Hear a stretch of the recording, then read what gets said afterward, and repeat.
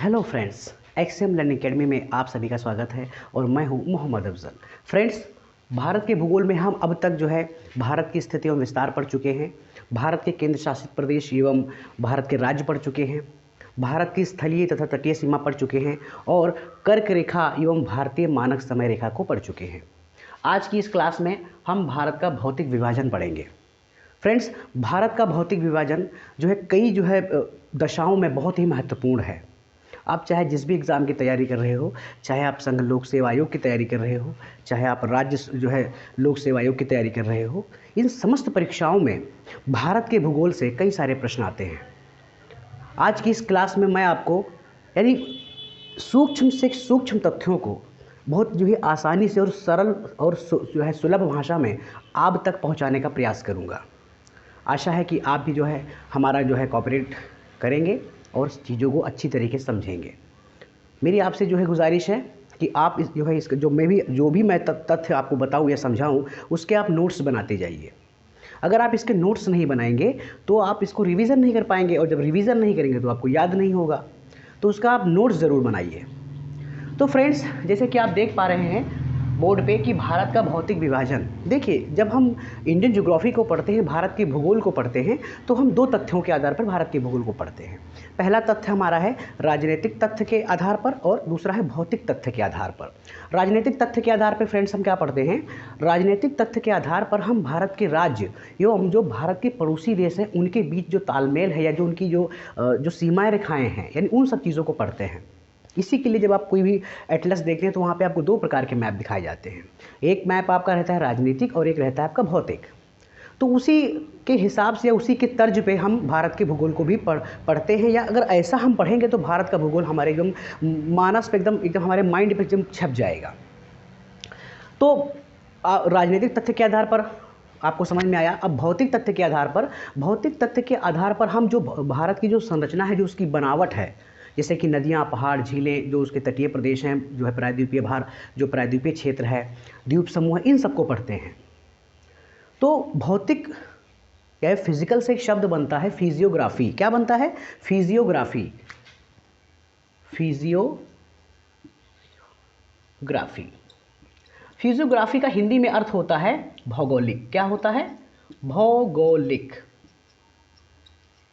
तो अगर भारत को भौगोलिक आधार पर 6 भागों में बांटा गया है।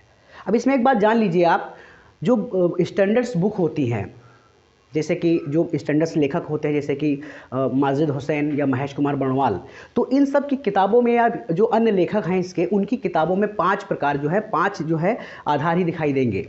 लेकिन अगर आप एनसीईआरटी देखेंगे, अगर आपने कक्षा 9 की एनसीईआरटी पढ़ रखी होगी, तो उस एनसीईआरटी में 6 भागों में बांटा गया है। कौन कौन से? चाहिए हम इसको देखते हैं।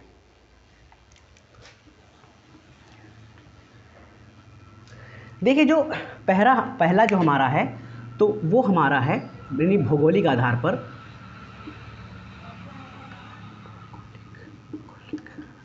भौगोलिक आधार पर भारत को मैं फिर आपको कह रहा हूँ कि 5 भागों में बांटा गया है। जो उत्कृष्ट लेखक हैं उनकी किताबों में 5 है, लेकिन अगर एनसीईआरटी देखें तो उसमें 6 आपको दिखाई देंगे। तो यानी कह लीजिए कि 6 भागों में बांटा गया है। 6 भागों में बांटा गया है।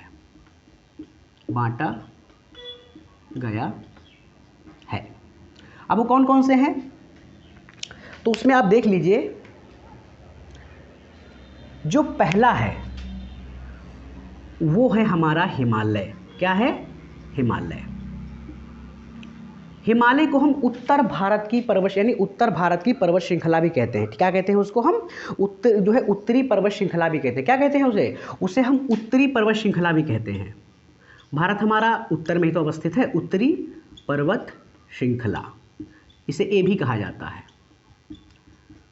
ठीक है, इसको यहाँ पर उत्तरी पर्वत श्रृंखला क्या कहते हैं हम?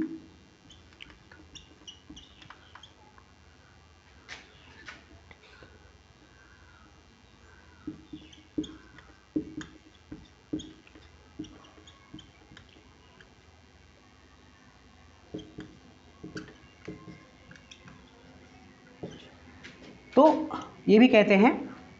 दूसरा हमारा है फ्रेंड्स उत्तर भारत का मैदान। उत्तर भारत का मैदान, इसे आप हिमालय भी लिख सकते हैं। यहाँ पे हिमालय भी इसको लिख सकते हैं आप। उत्तर भारत का मैदान को हम अंग्रेजी में क्या कहेंगे? North Indian plain, north Indian plain कहेंगे। तीसरा हमारा है प्रायद्वीपीय भारत। प्रायद्वीपीय भारत, अंग्रेजी में इसे कहेंगे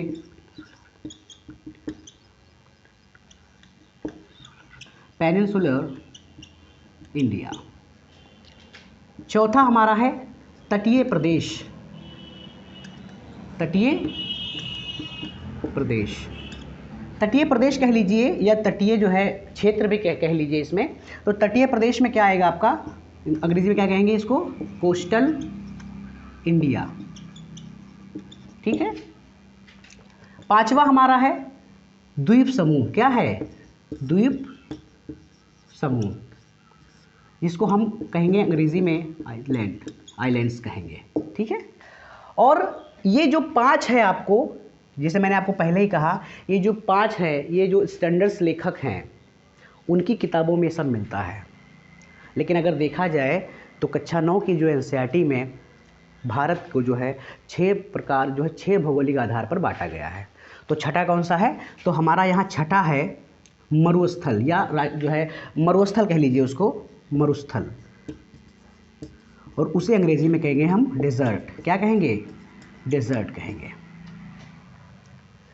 तो इस तरीके जो है इन जो है 6 जो है भौगोलिक आधार पर भारत को जो है, भारत का जो है बंटवारा किया गया है, भारत को बांटा गया है।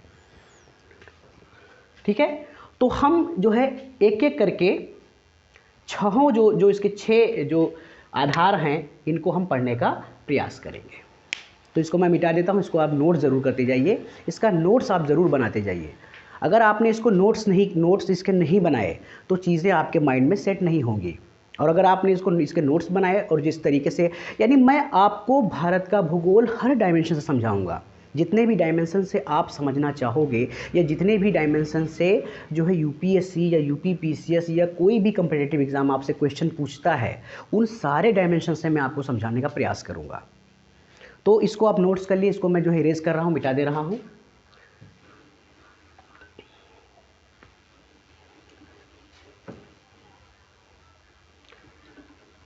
देखिए इसमें जो अब हम जो पढ़ने वाले हैं तो वो हम पढ़ने वाले हैं, हमने पहला क्या बताया था आपको? हिमालय कहा था, और जिसको उत्तरी पर्वत श्रृंखला भी कहा जाता है। तो हम यहाँ लिख देते हैं, यहाँ हम लिख देते हैं हिमालय, हिमालय, या ब्रैकेट में लिख देते हैं उत्तरी पर्वत श्रृंखला का विभाजन। यानी हिमालय को भी कई भागों में बांटा गया है। समझिए आप, हिमालय को भी कई भागों में बांटा गया है, ये बात आप जान लीजिए। महान हिमालय, मध्य हिमालय, शिवालिक, पूर्वोत्तर हिमालय जो है, ट्रांस हिमालय, इस प्रकार से हिमालय को भी कई भागों में बांटा गया है। तो उसी तरीके से अब इसमें समझ लीजिए कि जो उत्तरी पर्वत श्रृंखला है यानी हिमालय, तो इसको भी 2 आधार पे बांटा गया है फ्रेंड्स, इसको भी 2 आधार पे बांटा गया है। देखिए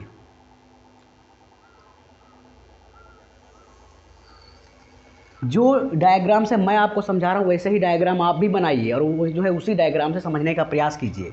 तो देखिए जो पहला है तो वो है आपका श्रेणियों के आधार पर। क्या है? श्रेणियों के आधार पर।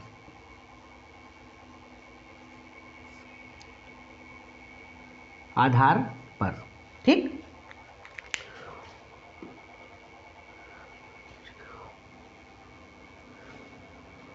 और जब यहाँ हम आएंगे यहाँ पे, तो इसका जो है हिमालय का प्रादेशिक विभाजन करेंगे। क्या करेंगे? प्रादेशिक विभाजन, प्रादेशिक विभाजन करेंगे। ठीक है, अब इसमें देखिए श्रेणियों के आधार पर भी हिमालय को 3 भागों में बांटा गया है। कितने भागों में बांटा गया है? इसको भी 3 भागों में बांटा गया है फ्रेंड्स। देखिए, जो पहला आपका है वो है आपका ट्रांस हिमालय। क्या है? वो है आपका ट्रांस हिमालय। ठीक है, ट्रांस हिमालय के बाद है आपका मुख्य हिमालय। क्या है?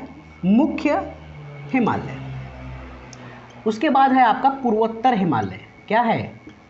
मैं बाद में इसको सारे जो है डायमेंशंस को आपको ऑन मैप पे समझा दूंगा, यानी भारत का मैप बना करके मैं इन सारे जो है हिमालय के जितने भी जो है डिवीजन्स हैं इसको मैं समझा दूंगा आपको। पहले मैं आपको यहाँ बता रहा हूँ, आप इसको लिखते रहिए और बाद में मैं आपको ऑन मैप पे समझा दूंगा। पूर्वोत्तर हिमालय,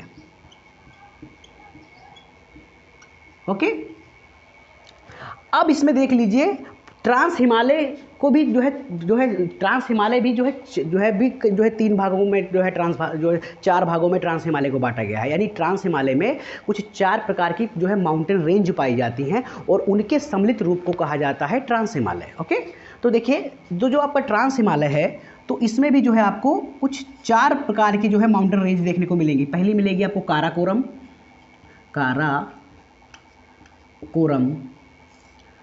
दूसरी मिलेगी आपको लद्दाख, तीसरी मिलेगी आपको जास्कर और चौथी आपकी है कैलाश। चौथी क्या है आपकी? कैलाश है। मुख्य हिमालय भी देख लीजिए, जो मुख्य हिमालय है उसमें भी जो है आपको पहला मिलेगा, आपको देखने के लिए मिलेगा महान हिमालय। इसे हम जो है ग्रेट हिमालय भी कहते हैं। तो महान हिमालय, फिर मध्य हिमालय, इसे लघु हिमालय भी लघु जो है मध्य हिमालय को लघु हिमालय भी कहा जाता है। क्या कहा जाता है? लघु हिमालय। मैं यहाँ पूरा लिख देता हूँ, यहाँ भी पूरा मैं लिख देता हूँ। उसके बाद फिर आपका है यहाँ पे शिवालिक। क्या है? शिवालिक। इसको जो है लघु हिमालय भी कहा जाता है। क्या कहा जाता है इसे? लघु हिमालय।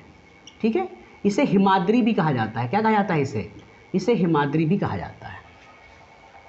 अब बात आती है पूर्वोत्तर की हिमालय की।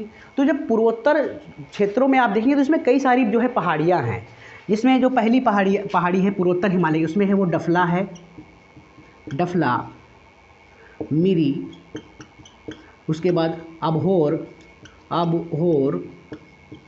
उसके बाद नागा पहाड़ियाँ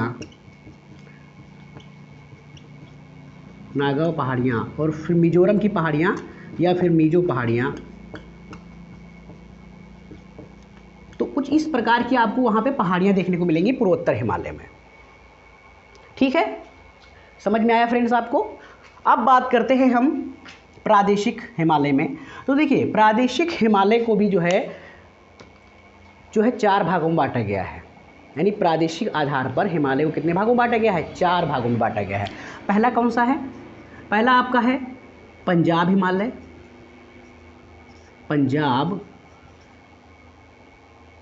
हिमालय।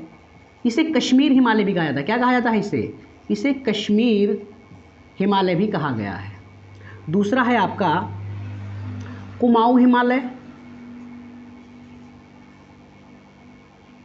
क्या कहा गया इसे कुमाऊं हिमालय भी कहा गया है। क्या कहा गया है? कुमाऊं हिमालय। तीसरा है नेपाल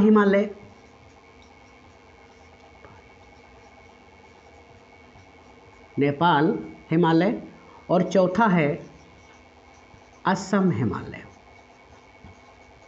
क्या है? असम हिमालय। ठीक है, तो कुछ इन 4 जो है प्रकार से इनको प्रादेशिक आधार पर भी बांटा गया है। इसको आप नोट्स बना लीजिए और इसको अपने जो है कॉपी पे नोट डाउन कर लीजिए और इसको बार बार रिवीजन कीजिए कि इन्हीं के आधार पर जो है तो हिमालय का जो है विभाजन किया गया है। अब हम बात कर लेते हैं हिमालय की कि भाई हिमालय क्या है। तो आप सबको पता है कि हिमालय क्या है। हिमालय एक नवीन वलित पर्वत है, यानी एक फोल्डेड माउंटेन है, यानी वलित पर्वत है। तो अब वलित पर्वत है, तो वलित पर्वत कैसे बनते हैं तो उसको हम समझ लेते हैं थोड़ा, इसको मिटा देते हैं, इसको आप नोट डाउन कर लीजिए।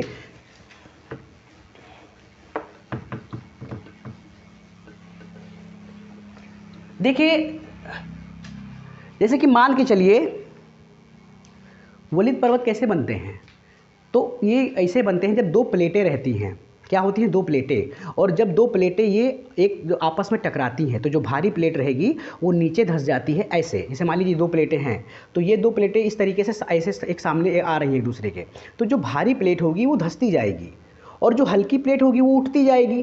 तो ये लगातार जो है बल लगता रहता है इन प्लेटों में, तो जो भारी प्लेट धंसती जाती है और ये उठती है, तो इस प्रकार के जो है माउंटेन का जो है निर्माण होता रहता है और वही कहलाता है आपका फोल्ड माउंटेन या वलित पर्वत कहलाता है। मैं आपको समझा रहा हूँ इसमें। देख लीजिए, मान लीजिए दो प्लेटें हैं, मान लीजिए ये दो प्लेटें हैं, ठीक है। मान लीजिए प्लेट है, प्लेट ये है एक है और इसकी जो डेंसिटी है वो पहली यदि प्लेट 1 है, इसकी डेंसिटी जो है ρ1 है। दूसरी प्लेट यहाँ पे है, दूसरी प्लेट है, ये प्लेट 2 है और इसकी डेंसिटी क्या है? ρ2 है, ठीक है। अब ये दोनों एक दूसरे की ओर बढ़ रहे हैं, एक दूसरे की ओर, मैंने पहले बताया ना कि एक दूसरे की तरफ बढ़ रहे हैं। तो यानी और इसकी डेंसिटी क्या थी, मैंने आपको बताया था ρ1, ये थी प्लेट 2, इसकी डेंसिटी थी ρ2। तो जब ये आपस में बढ़ेंगे तो अब इसमें एक समझ लीजिए, अब मैं आपको बता रहा हूँ कि जो है जो प्लेट 1 प्लेट 2 से भारी है। क्या है? जो प्लेट 1 है वो प्लेट 2 से भारी है। मैंने आपको पहले बताया कि जो प्लेट 1 है वो क्या, जो भारी है वो क्या होगा, वो धंसेगा। तो ये क्या होगा, ये धंसता जाएगा। कैसे धंसेगा वो भी देख लीजिए आप। देखिए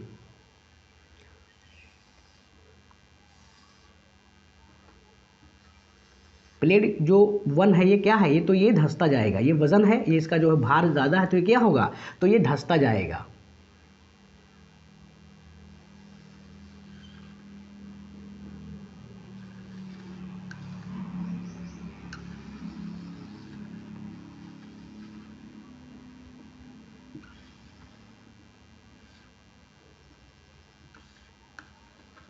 ठीक है, देख रहे हैं आप। तो ये आपकी जो प्लेट 1 थी, इसकी डेंसिटी क्या थी, ρ2 थी, और ये प्लेट 2 थी, इसकी डेंसिटी क्या थी, ρ2 थी। तो यानी अब ये क्या होगी, तो जो प्लेट 1 होगी इसकी जो ये क्या होगी, ये भारी होगी, तो ये क्या होगी, तो ये सबडक्ट होगी। क्या होगी? सबडक्ट। क्या होगी? सबडक्ट। सबडक्ट का अर्थ होता है धंसना। क्या होता है? धंसना। तो ये ज़मीन में धंसती जाएगी। और जो प्लेट 2 होगी यानी ये जो है हल्की होगी, तो ये क्या होगी, ये फ्लूट होगी। क्या होगी? फ्लूट होगी, यानी ये तैरेगी, यानी ये ऊपर ये सरफेस की ओर जाएगी।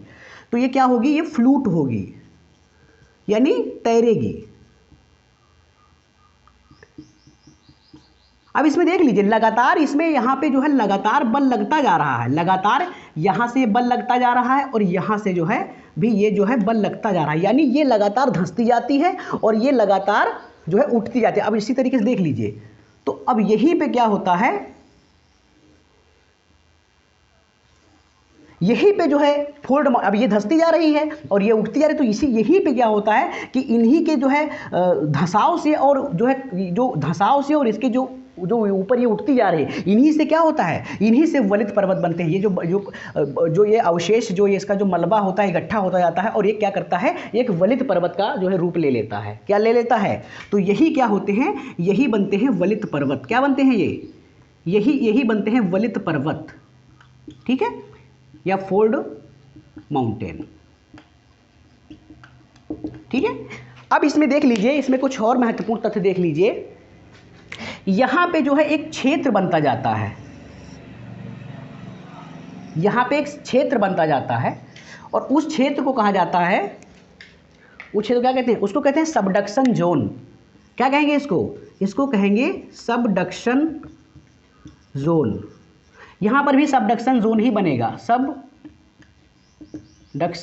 जोन। यानी निम्न स्खलन क्षेत्र, यहाँ पे क्या बनेगा, यहाँ पे निम्न स्खलन का क्षेत्र बन जाएगा। कहाँ पे, यहाँ पे निम्न स्खलन, क्या मैं लिख देता हूँ यहाँ पे, आप भी देख लीजिए, निम्न स्खलन का क्षेत्र बन जाएगा। क्या बन जाएगा, निम्न स्खलन का क्षेत्र। और यहाँ समझ लीजिए, जो यहाँ पे आपको दिख रही है ये जो प्लेट यहाँ धंस रही है, तो यहीं पे जो है क्या होता है, यहीं पे जो है मैग्मा बनता है। क्या बनता है, मैग्मा, या फिर इसे कह लीजिए लावा। ये क्या बनता है, ये लावा बनता है। और यही लावा जो होता है, तो यही लावा ज्वालामुखी के रूप में जो है निकल जाता है, यानी सतह पर आ जाता है लावे के रूप में। ठीक है, अब ये लगातार धंसती रहती है और लगातार इसमें जो है लावा बनता रहता है, और लावा जो क्या होता है ज्वालामुखी के रूप में जो है निकलता रहता है। ज्वालामुखी मैं आपको अगली क्लास में बताऊंगा, जो है पिछली क्लास जो है आने वाली क्लासेस में, कि जो है ज्वालामुखी क्या होते हैं और ज्वालामुखी कितने प्रकार के होते हैं, तो वो सब चीज़ें मैं आपको बताऊंगा। तो यही सब चीज़ें जो है इसमें होता रहता है। तो इसी प्रकार से जो है माउंटेन जो है बना है।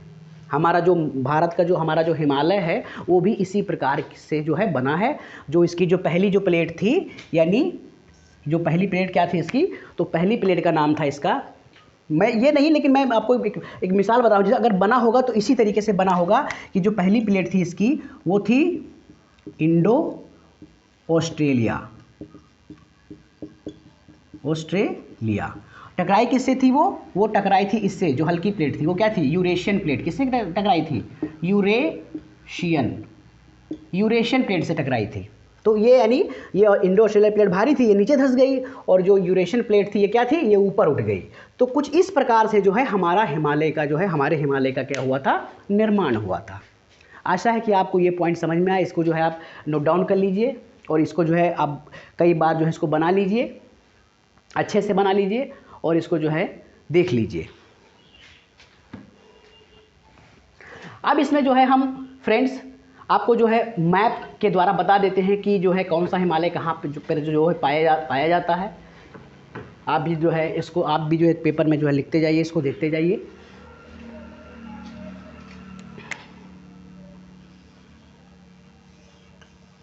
आपको फ्री हैंड मैप बनाना ज़रूर आना चाहिए। भारत का मैप हो या विश्व का मैप हो, तो आपको मैप बनाना अवश्य आना। जब तक आपको मैप बनाना नहीं आएगा फ्रेंड्स, तब तक आप भारत के भूगोल को सही से समझ नहीं पाएंगे। भारत का ही भूगोल, कोई भी जो है भूगोल हो, चाहे विश्व का भूगोल हो या भारत का भूगोल हो, तो आपको मैप बनाना ज़रूर आना चाहिए। जब तक आपको मैप बनाना नहीं आएगा, यू कांट अंडरस्टैंड, नहीं समझ पाएंगे आप। तो कुछ इस तरीके से भारत का प्यारा सा मैप बनता है। आप भी प्रयास कीजिए कि आप भी बनाइए। आपके प्रयास में ही आपकी सफलता छुपी हुई है, आप जान लीजिए। अगर आपका प्रयास उत्तम है तो आप सफल होंगे, आपको सफल होने से कोई रोक नहीं सकता है। ठीक है, कहते हैं कि जो है असफलता होती है, वो जो है असफलता होती है वो आपके जो है कमज़ोर परिश्रम का परिणाम होती है। अगर आप मेहनत नहीं करोगे तो आप सफल नहीं होगे। तो इसके लिए आपको मेहनत करना है। यूपीएससी या यूपीपीसीएस जो एग्ज़ाम्स होते हैं कोई हवा नहीं होते हैं, इनको लोग ही क्रैक करते हैं। बस इनको क्रैक करने के लिए आपके अंदर जो है जुनून होना चाहिए। ये जो चीज़ें मैं आपको पढ़ा हूँ ये सिर्फ यूपीएससी तक सीमित नहीं है। जो लोअर क्लासेस के जो बच्चे हैं, कक्षा 9 कक्षा 10, यानी जो आगे चल के आईएएस बनना चाहते हैं या पीसीएस में जाना चाहते हैं, वो भी इसको जो है देख सकते हैं। अगर शुरू से ही आपकी जो है रुचि इन सब चीज़ों में आईएएस में है या पीसीएस में है, तो अभी से, अगर आप कक्षा 9 के हो या कक्षा 10 के स्टूडेंट हो, तो आप अभी से इसको प्रयास करना प्रारंभ कर दीजिए। क्योंकि जो यूपीएससी का जो सिलेबस है बहुत डीप सिलेबस है। तो इसी तरीके से समझ लीजिए कि ये यहाँ जाता जाएगा, ये यहाँ उठता जाएगा इस तरीके से।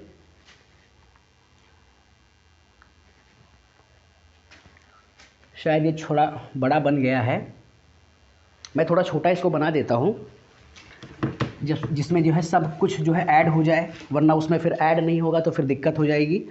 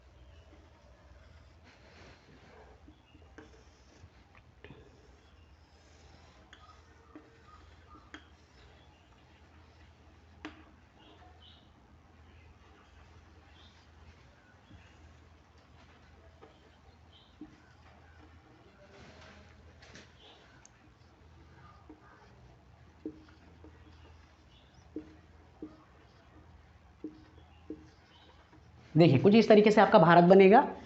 मैं आपको बता देता हूँ, देखिए इसमें देखिए यहाँ पे एक पर्वत श्रेणी आपको देखने को मिलेगी और ये पर्वत श्रेणी है आपकी काराकोरम। क्या है? काराकोरम, सॉरी गलत हो गया थोड़ा, काराकोरम, ठीक है। यहाँ पे एक पर्वत श्रेणी आपको देखने को मिलेगी और ये है आपकी लद्दाख। क्या है? लद्दाख। और यहाँ पे एक पर्वत श्रेणी आपको देखने को मिलेगी, ये है आपकी जास्कर। क्या है? जास्कर। और यहीं पे मैं जास्कर को यहाँ लिख देता हूँ, ये जास्कर है आपका। और यहाँ पे एक पर्वत श्रेणी जो पैरेलल है लद्दाख के, और उस पर्वत श्रेणी को कहते हैं कैलाश। क्या है? कैलाश, ठीक है। तो यानी इन चारों को, यानी जो चार जो पर्वत श्रेणियाँ हैं, इन्हीं को कहा जाता है, क्या कहा जाता है? ट्रांस हिमालय। क्या कहा जाता है? इन्हीं को कहा जाता है, इन्हीं को कहा जाता है ट्रांस हिमालय। क्या कहते हैं इनको? इन्हीं को कहते हैं ट्रांस हिमालय, ठीक है। इन्हीं को कहते हैं ट्रांस हिमालय। इनको क्या कहते हैं? इनको कहते हैं ट्रांस हिमालय। अब यहाँ देख लीजिए आप, यहाँ सर नंगा पर्वत से लगा करके नामचा बरवा तक एक आपको जो है माउंटेन रेंज देखने को मिलेगी, और वो है महान हिमालय। क्या है? महान हिमालय। क्या है? महान हिमालय, ठीक है। यहाँ पे एक असतत अवस्था में आपको देखने को मिलेगा, और ये है आपका मध्य हिमालय। क्या है? ये है आपका मध्य हिमालय, ठीक है। और यहाँ पे एक है आपको देखने को मिलेगा, ये है आपका शिवालिक। क्या है? शिवालिक, ठीक है। ये आपको क्या मिलेगा? शिवालिक। और यहीं पे मैंने आपको बताया था ये, और ये जो आपका आता है, ये आता है आपका पूर्वोत्तर हिमालय। क्या है? पूर्वोत्तर हिमालय, ठीक है। ये आपका पूर्वोत्तर हिमालय। इसी में आपकी जो है अफला, जो है डफला, मिरी, अभोर, और जो है आपको कई जो है नागा पहाड़ियाँ, मिजो पहाड़ियाँ आपको देखने को मिलती हैं। तो इस तरीके से जो है आपको कुछ ये हिमालय दिखाई देगा। अब हम बात कर लेते हैं हिमालय के प्रादेशिक विभाजन पर, कि भाई भारत में जो है कौन से जो है भारत का हिमालय का जो प्रादेशिक विभाजन क्या है। तो वो आप देख लीजिए, हम भी यहाँ एक मैप बना लेते हैं जो है।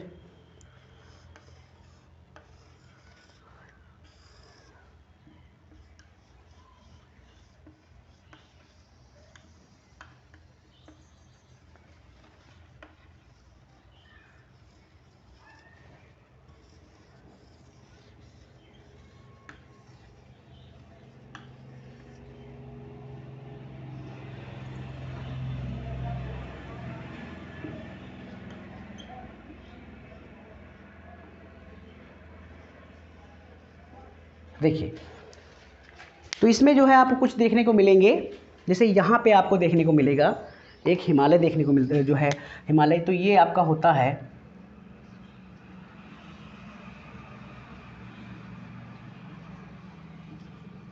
ये है आपका पंजाब हिमालय। ये क्या है? ये है आपका पंजाब हिमालय। ये क्या है? मैंने आपको पहले ही बताया था कि पंजाब हिमालय को कश्मीर हिमालय भी कहते हैं। तो ये आपका पंजाब हिमालय है। उसके बाद यहाँ पे आपको एक देखने को मिलेगा, यहाँ पे, तो ये जो हिमालय है ये आपका है कुमाऊं हिमालय। क्या है? कुमाऊं हिमालय। कुमाऊं हिमालय को गढ़वाल हिमालय भी कहते हैं। क्या कहते हैं? उसे गढ़वाल हिमालय भी कहते हैं। यहाँ पे जो है आपको देखने को मिलेगा नेपाल हिमालय। ये क्या है? नेपाल हिमालय। ये नेपाल हिमालय। और यहीं पे जो है आपको देखने को मिलेगा असम हिमालय। क्या देखने को मिलेगा? असम हिमालय, ठीक है। अब इसमें देख लीजिए आप, आपके लिए महत्वपूर्ण चीज़ ये है कि इसमें जो यहीं से एक नदी बहती है, और उस नदी का नाम है सिंधु। क्या नाम है उसका? उसका नाम है सिंधु। तो सिंधु, और यहीं से एक नदी बहती है, यहीं से, इसका नाम है सतलुज। क्या नाम है इसका? सतलुज। तो सिंधु और सतलुज के बीच में क्या है? तो वो है हमारा क्या है? पंजाब हिमालय, ठीक है। और सतलुज से लगा करके यहाँ पर, यहाँ से एक नदी बहती है, काली नदी। क्या बहती है? काली। काली नदी, ये क्या है? ये काली नदी है। तो काली सतलुज से लगा करके काली तक जो है वो है आपका क्या है? कुमाऊं हिमालय। क्या है? कुमाऊं हिमालय। और जो काली से लगा करके यहाँ पे एक नदी बहती है जिसका नाम है तीस्ता। क्या नाम है? तीस्ता। तो काली से तीस्ता का जो हिमालय आता है वो कहलाता है आपका नेपाल हिमालय। क्या कहलाता है? नेपाल हिमालय। और तीस्ता से जो यहाँ पर एक नदी है बहती है जिसका नाम है ब्रह्मपुत्र। क्या नाम है इसका? ब्रह्मपुत्र। ब्रह्मपुत्र। तो तीस्ता और काली के जो बीच का जो हिमालय है वो कहलाता है आपका असम हिमालय। क्या कहलाएगा? असम हिमालय कहलाएगा। क्या कहलाएगा? असम हिमालय कहलाएगा। तो ये कुछ मैंने आपको समझाने का प्रयास किया है। अगर आपको क्लास अच्छी लगी हो तो मेरे चैनल को सब्सक्राइब कीजिए, मुझे जो है सपोर्ट कीजिए, अपने दोस्तों को फॉरवर्ड कीजिए। अगली क्लास में जो है हम वो भारत के जो है हिमालय के निर्माण को पढ़ेंगे। क्या पढ़ेंगे? हिमालय का निर्माण, कि हिमालय का निर्माण कैसे हुआ, किन परिस्थितियों में हिमालय का निर्माण हुआ, कैसे जो है गोंडवाना का टूटा भाग जाकर के लॉरेंशिया से टकराया और जिसके टकराने से क्या हुआ? हिमालय की उत्पत्ति हुई। तो मेरा आपसे जो है रिक्वेस्ट है कि मेरे जो है चैनल को जो है सब्सक्राइब कीजिए और इन सब जो है सब चीज़ों को अच्छे से नोट डाउन करते जाइए। अगर इनको अच्छे से आप नोट नहीं करोगे तो आप समझ नहीं पाओगे। तो चलिए, धन्यवाद, अपना ख्याल रखिए।